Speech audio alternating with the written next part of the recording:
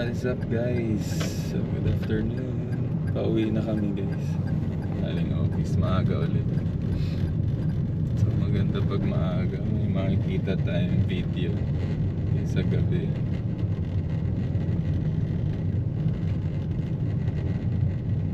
Samahan nyo kami guys sa Driving 101 ni Commander or ni OBR. Let's go! May truck dito. Preno kami.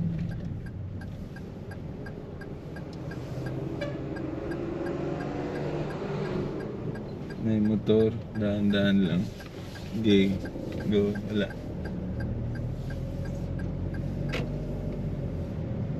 Laging dahan-dahan. Pati preno dahan-dahan. Yan. Gas dahan-dahan. Yan. Pag traffic, wag kang pahuli. Bumawi ka na agad. Yan, pag ganitong traffic, bira ka na agad.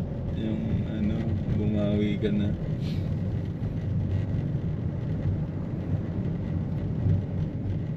Kung ano yung tinuro sa'yo, kung ano natutunan mo, yun ang gawin mo. Kung anong skill level na meron ka, gawin mo lang.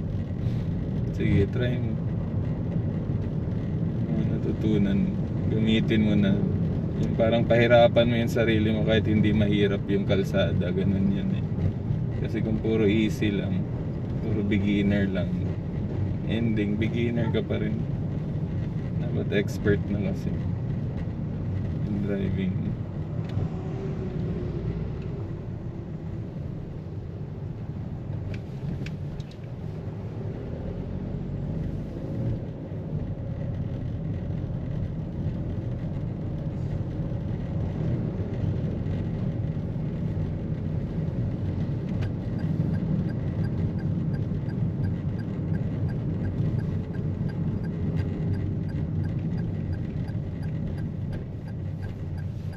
Sobrang liko ka. Practicein mo yung tinuro ko sa'yo. Sige guys. Ano bang issue mo? Stress ka kaagad? Nalapit pa lang natin sa EPSA. Na pagliliko ka, sakto doon sa lilikuan mo. Hindi yung bago ka paliliko, nakaliko ka na. Kupos ka lang ng trouble sa sarili mo. Kaya nga sabi ko, mag-drive ka parang expert, wag ka mag-drive parang beginner. Focus ka sa driving. Sige, wala. Wag ka mag-focus sa kung ano-ano. Gas. Gas kapag medyo liko na ma-clear na ka na, gas mo siya tapos diskarte agad. Yan, gas pagka-clear na. Kasi mahihirapan talaga ang kotse tabingi yung gulong. Hindi mo siya pwedeng hayaan lang sa sarili niya. Bitaw sa gas, gas ulit. Ganun lang yun eh. Yung tinuro ko sa'yo, pag likong ganyan, gas, konti. Pagka umaccelerate na siya, kahit di mo na masyado itodo yung gas.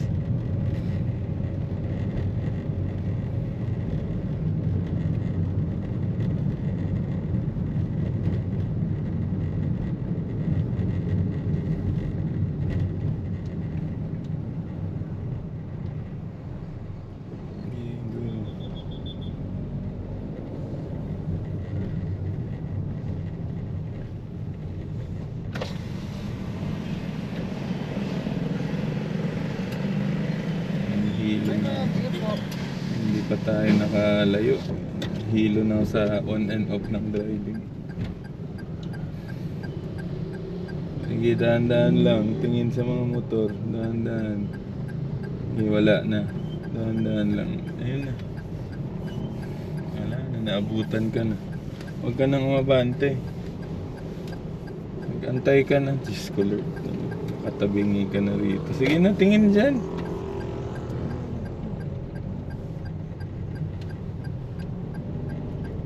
Huwag mong gamitin yung ganyang style mong parang walang natutunan sa driving.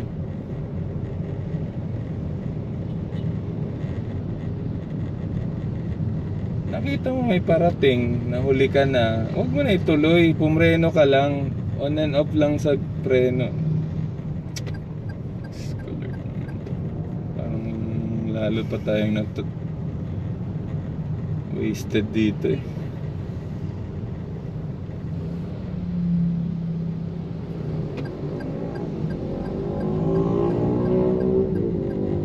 Pag di ka pinagbigyan, wag kang lumipat, accelerate ka muna. Kasi pinipilit mo siyang tumigil eh. Hindi ganun ang driving, madam. Diyos ko Lord. Huwag mong pilitin yung taong gawin yung hindi niya gustong gawin. Gawin mo muna yung kailangan mong gawin. Huwag yung siya yung mag-a-adjust sa'yo. Mabante ka muna. Yun lang yun. Sige, gas. Ayaw mong maabutan ka ng disgrasya.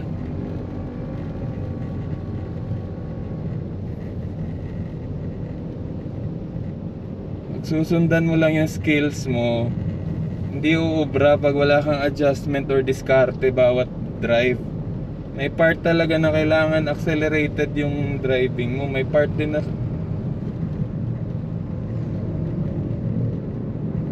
upad lang yung driving mo. Ganun yun eh.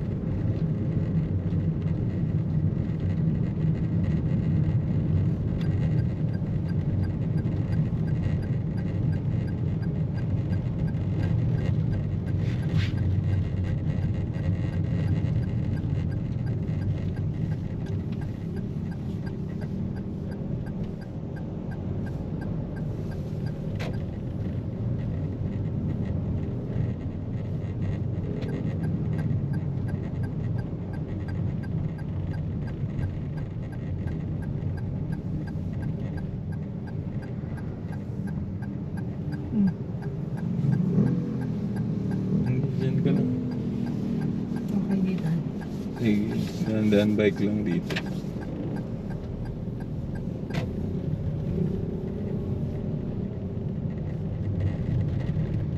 Siguro maluwag doon kaya doon siya lumiko.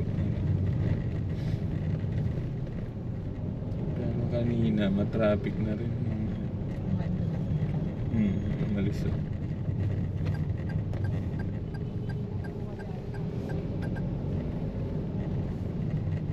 Iwasan mo na agad. Pag nalaman mo ng medyo patabi na sila, ilagan mo na agad. Kasi mga kamote yan.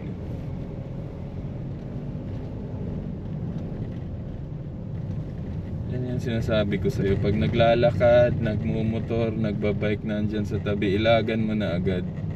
Huwag kang sundan lang tong linyang to. Yun ang ginagawa mo lang. Laging nasa linya ka lang.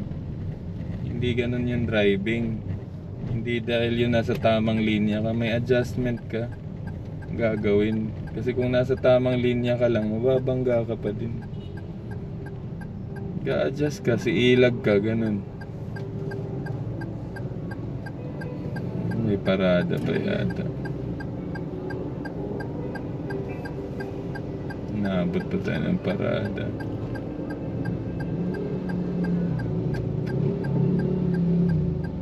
Ito, tayo na muna sana. May parada ng prosesyon. Ayun, hindi mo nakita. Saan ka nakatingin. Hindi nga, tingin ako kung ipapagaw tayo. Hindi, na baka hanggang church lang yun. Dito ang likod. Ash Wednesday kasi bukas. Kaya siguro ang dami. Dito nga ang likod. Kaso si Kuya pakaliwa. Ako hindi nakinig sa enforcer. Siya na nga pinapapunta doon. Barado ka na. Kaya nandyan lang. Lumiko na siya.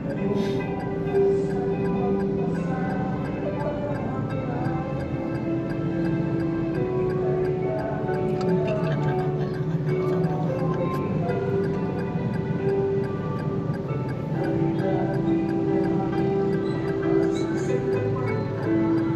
Baka iwan niya lang kami. Hindi niyo kami paguhin. Huwag kang muna mandar. Hindi pa sila umaandar.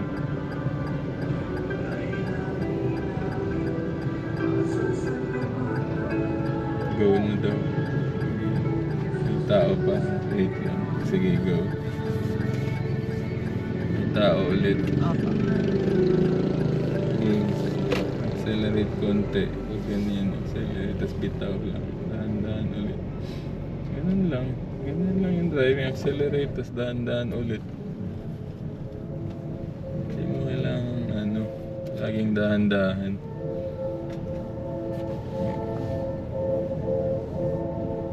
Kabilaan pa ng precision. Ang galing mo. Wait lang. Yan, ganyan lang. Alalay lang sa preno kasi may sariling braking system yung kotse. Smart braking system. Hindi nga lang sobrang smart. Pag preno mo siya, nakikinig agad siya, nagtitigil yung engine din. Kaya nga sinasabi ko, ito may engine brake. Yung expander, wala. Yun ang mahirap driving. Kung yan yung inaaral mo ngayon, hindi ka agad kagaya ngayon kagaling ulit. Matagal pa bago Kasi hindi agad yun na preno, kailangan mo talagang ipreno yun. Sasakit ang paa mo dun. May minivan. Papark yata yan dyan. Siya yung delivery ng gasol.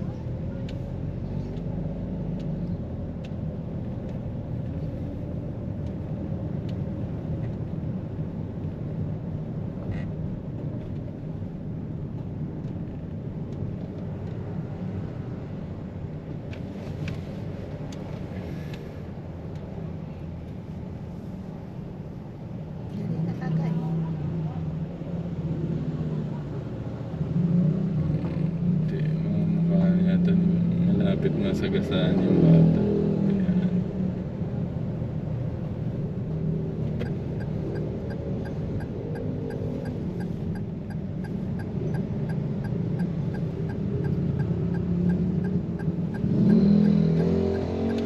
sige, dito ka muna. Tingin ka ka dyan.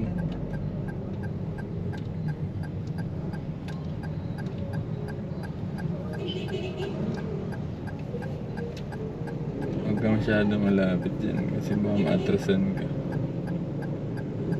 Lapit mo yung babay ko. Huwag ka munang lumapit dito. Gumanon ka, bumelta ka. Op, op, op, op, op, op, op. Ay my God. Babanggain ka. Wala siyang kinaway sa'yo. Ano ba, Sally? Hindi ikaw ang kinakawayan. Yung kabila, nakikita ko siya. Hindi mo siya tinitignan? Yung main road ang inaano niya. Sabi ko na eh. Yung mga babae talaga. Parang gusto laging makarating sa ano. Laging may urgent. Kuya, marunong ka naman.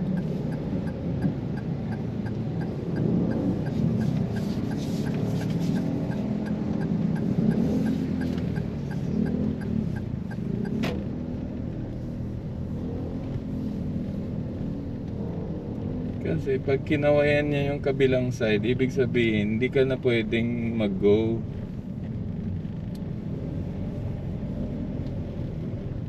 Ganun yun yung point doon. So kung panghina kang umintindi, magbasa ng utak or basa ng ginagalawan ng tao, mahina mo siyang basahin, maaksidente ka lang talaga.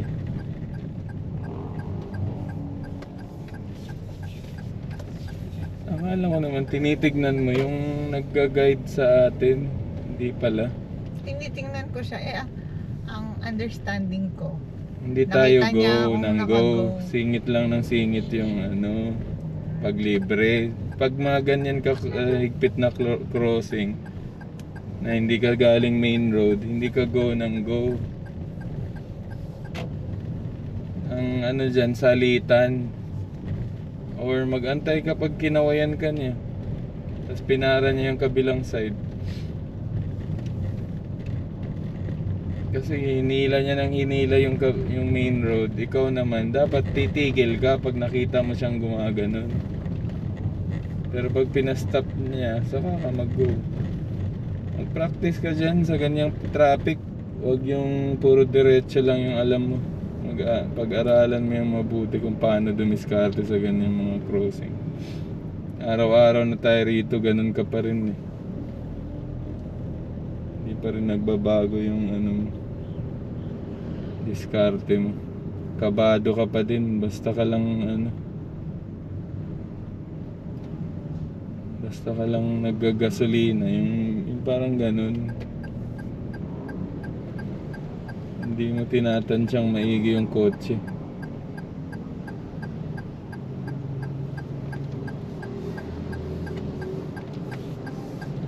Wag kang umabante, diin mo yung paa mo sa preno. Wag kang, pag aggressive sila, wag kang umabante. Ayan mo. Ganun talaga ang crossing, waiting game. Apo. Oh, yan, ay, hindi na nagmigay yung isa. Sige na. Delikado yung tandang yan, no? Wala pa namang helmet. Basta lang siya pumasok. Kaya nga, buti yung ano, hindi mabilis mag-drive. Pati ikaw, hindi rin. Nakita ko siyang nagmamadali ng todo eh. Hindi ko na tinodo eh. Kuya, huwag kang tatanga-tanga nang dadamay ka pa. Baliw mo. Bumagas tapos tetenga lang dyan. Siguro dahil sa edad niyang yan, suicidal na yung tendency niya. Kahit pamamatay siya, ayos lang.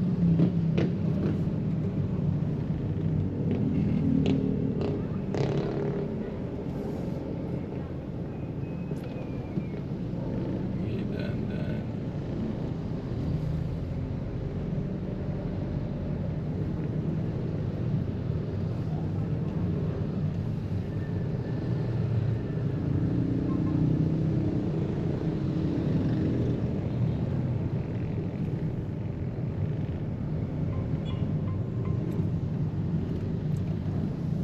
Signal ka rito. Ah, sige, wag.